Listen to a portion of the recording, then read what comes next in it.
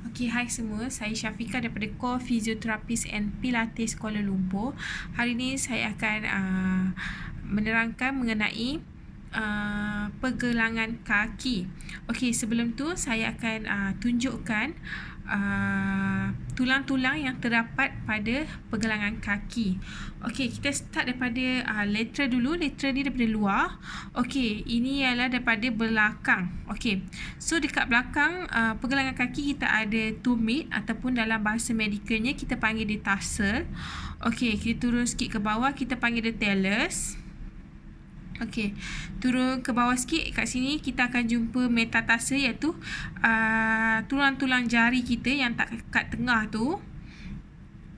Okey, lepas tu kita teruskan ke bawah lagi, kita akan jumpa jari-jari yang bawah tu. Okey, kat situ kita ada dia ada base dia dengan shaft dia dan juga head. Head ialah kepala dia lah, kat ni kat tengah-tengah, dan base yang jari yang last tu. Okey, lepas tu kita terus ke hadapan. Hadapan dia kita akan jumpa dengan phalanges.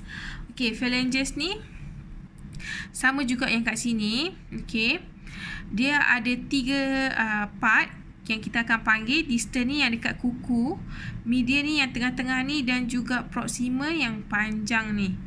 Okey, seterusnya kita pergi pula dekat buku ibu jari. Okey, ibu jari ialah kat sini. Okey, ni ibu jari. Lepas tu kita terus naik ke kita masuk ke dalam. Okey, ke dalam kita akan jumpa dengan tarsal. Okey, tarsal ni kita akan jumpa dengan navicular kat sini. So, yang tulang-tulang ni kita panggil dia cuneiform. Okey, cuneiform 3 ni. So, dia ada first, second dengan third. Third tu ialah medial yang ke dalam, intermediate ialah di tengah, dan lateral ialah yang keluar. Okey, so ni tulang-tulang yang terdapat pada pergelangan kaki. So di atas ni kita akan jumpa dengan tulang-tulang macam fibula dan juga tibia. So tulang-tulang tu yang kita panggil ialah tulang-tulang betis. Okey, seterusnya saya akan explain sikit mengenai fungsi-fungsi ataupun definition pasal pergelangan kaki. Okey, pergelangan kaki ataupun kita panggil dalam bahasa medikal talocrural joint ialah synovial joint yang terdapat di anggota bahagian bawah, iaitu adalah cantuman daripada tulang kaki, iaitu tibia, tulang yang besar tu. Okey, tulang besar di bahagian betis tu, dan juga fibula yang sebelah dia, dan juga tumit. So diorang akan bercantum semua.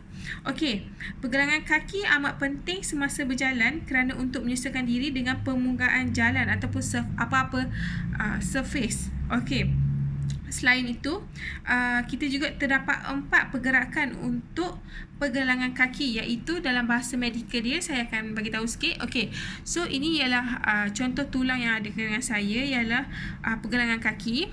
Okey, so ni tibia dan ini juga fibula. Okey, so untuk yang pergerakan yang ke bawah ni kita panggil dia plantar flexion, ke bawah. Okey, dorsiflexion ialah ke atas, inversion ialah ke dalam. Okey, eversion ialah ke luar. Ini pergerakan yang terdapat untuk pergelangan kaki. Okey, selain itu, otot-otot yang terdapat pada kaki dibahagikan kepada 4 tempat.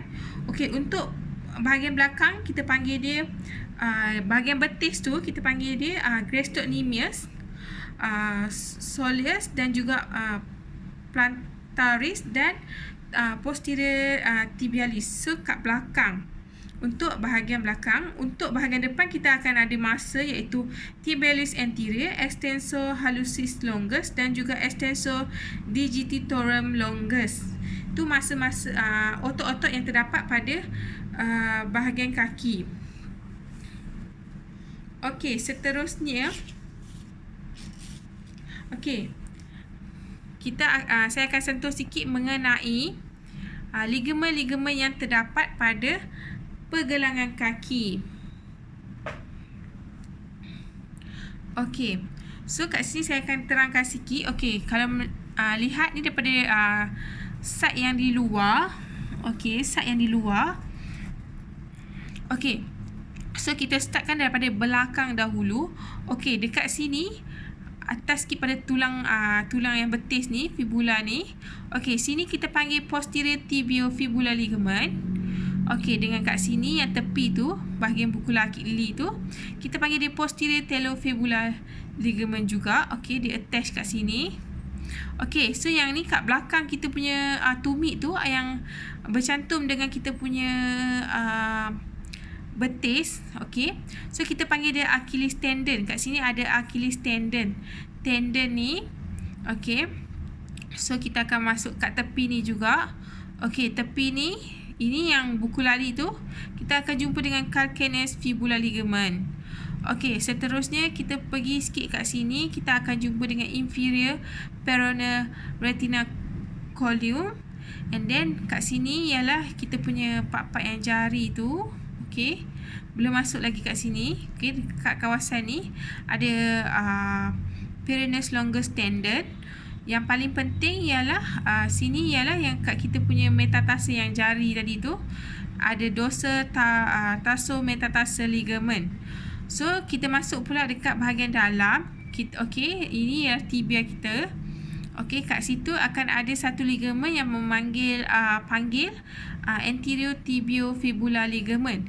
So kat bawah dia sikit, yang sini yang tempat yang selalu mengalami kecederaan. Okey, kita panggil dia anterior talofibular ligament. Okey.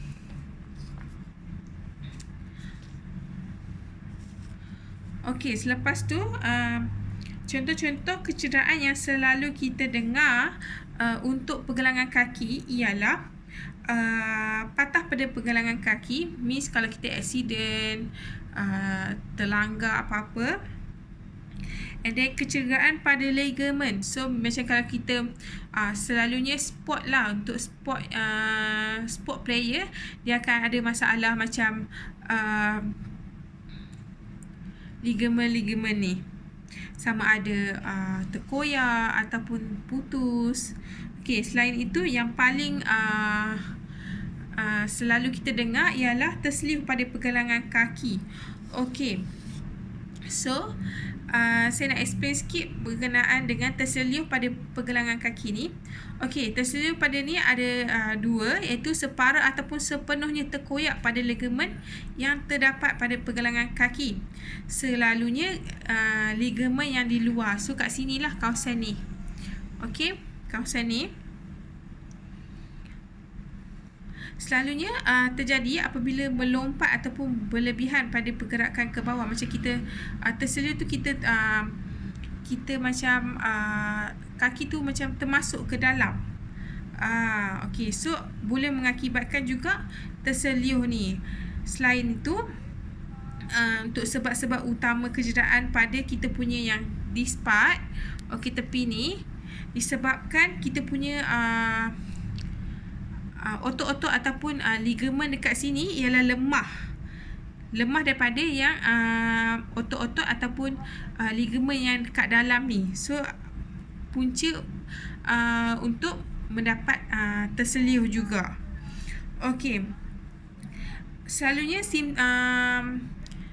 kita akan dapat simptom-simptom untuk yang terselip ni ialah macam bengkak pada pergelangan kaki. Lepas tu adalah kawasan kesan lebam-lebam macam biru-biru dekat kawasan kaki tu, pergelangan kaki. Okey, sakit apabila menyentuh tempat yang cedera. Contohnya kalau bila kita sentuh, kita akan terasa macam sakit.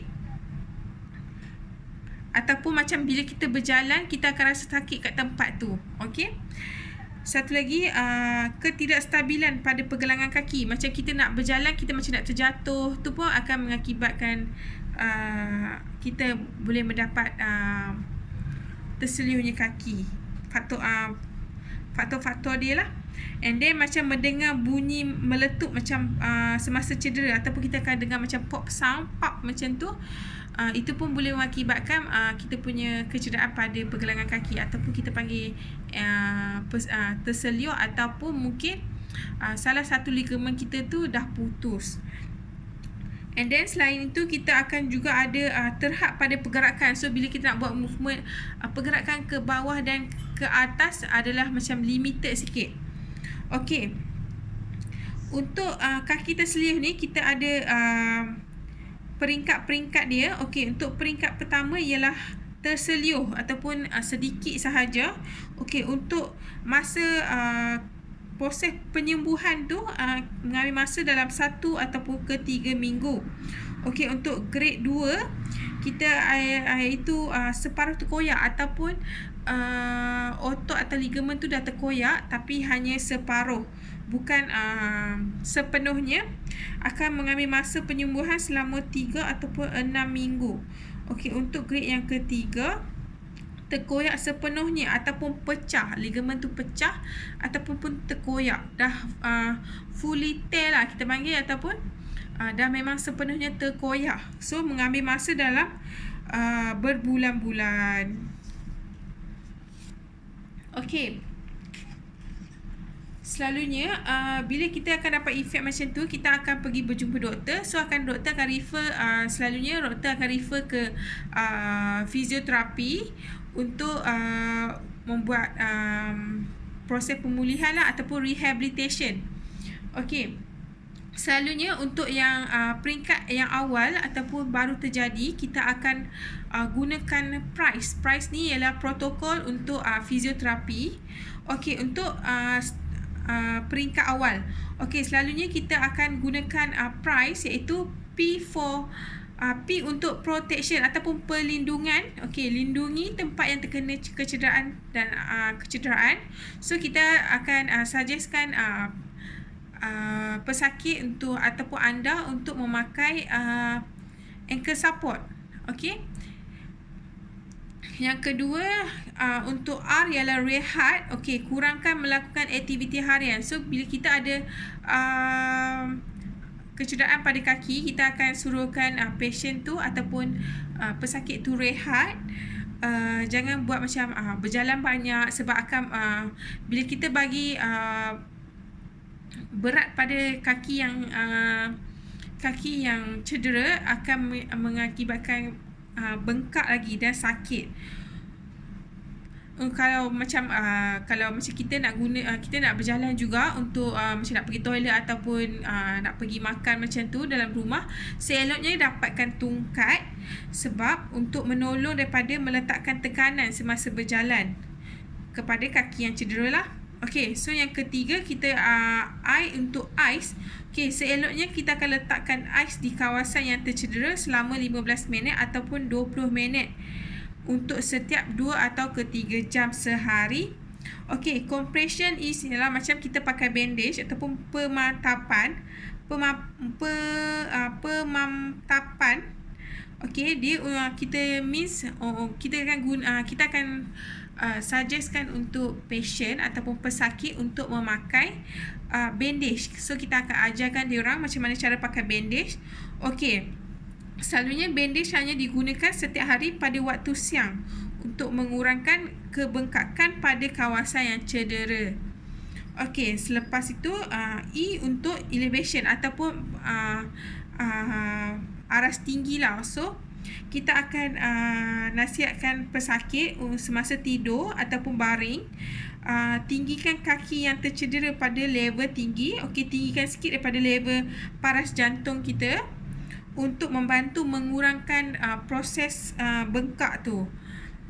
So mungkin kita akan suruh pesakit atau patient tinggikan kaki tu menggunakan bantal ataupun booster ke apa-apa, untuk mengurangkan dia punya bengkak pada kawasan kaki tu.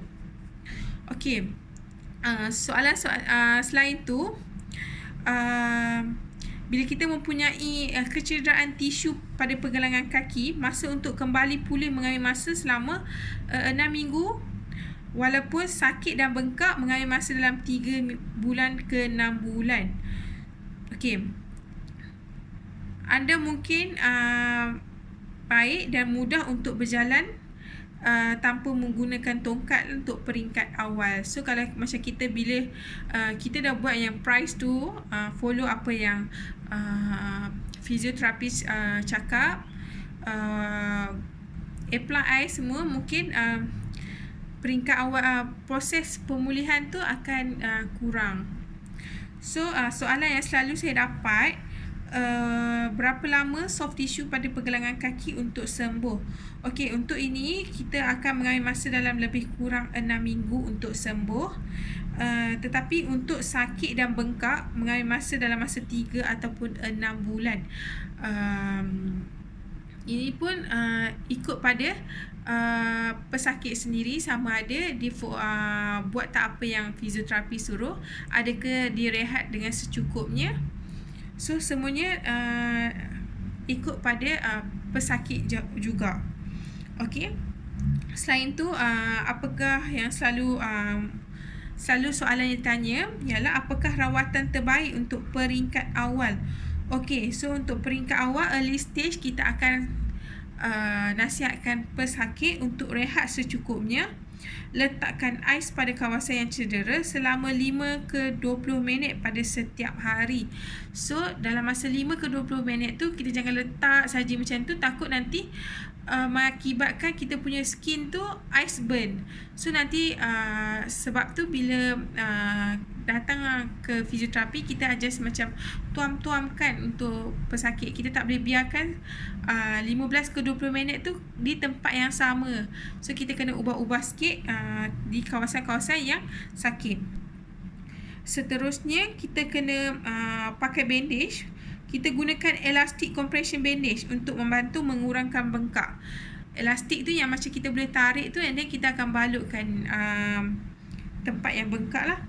Okey, untuk peringkat seterusnya, pesakit atau anda perlu membuat senaman stretching. So lepas dah bengkak ataupun sakit tu dah berkurangan, kita akan mengajar ataupun memberi exercise ataupun senaman kepada pesakit ataupun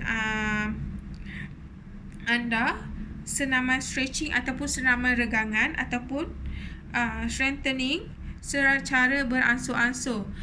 So kiranya kita akan mengajarkan stretching, senaman regangan, sebab bila kita dah lama tak buat aktiviti, so otot tu akan jadi keras.